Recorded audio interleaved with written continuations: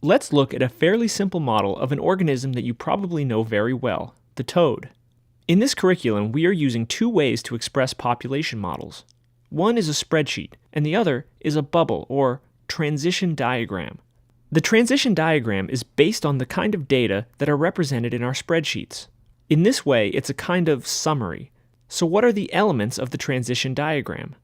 The first element of a transition diagram represents the stages of an organism's life history.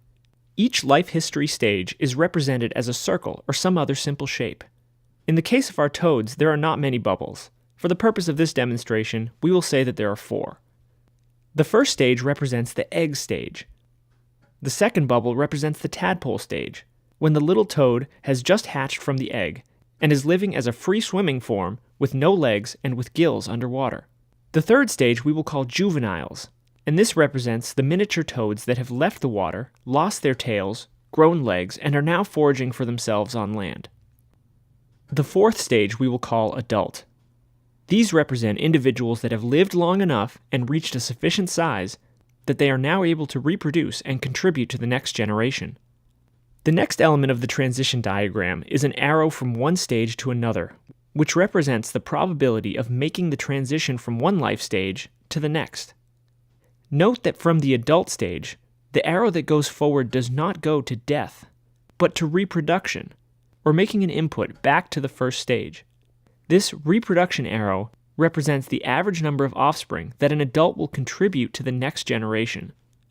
The final element in our model is the transition probability, the number associated with each arrow.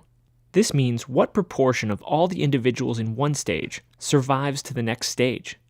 For example, if the chances that any particular egg will survive to hatch into a tadpole is 1 in 10, then the transition probability is 10% or 0.1.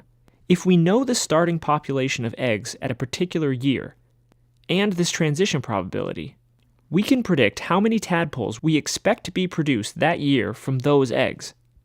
If the transition probability is 10%, and we start with 100 eggs, then we expect that year's eggs will result in 10 surviving tadpoles.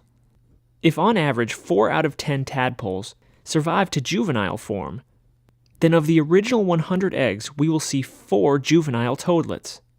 If these juvenile toadlets have a 25% chance of survival to reproductive maturity, then our original 100 eggs are likely to produce 1 adult. If the average adult contributes 100 eggs per breeding event, then our 100 eggs will be replenished.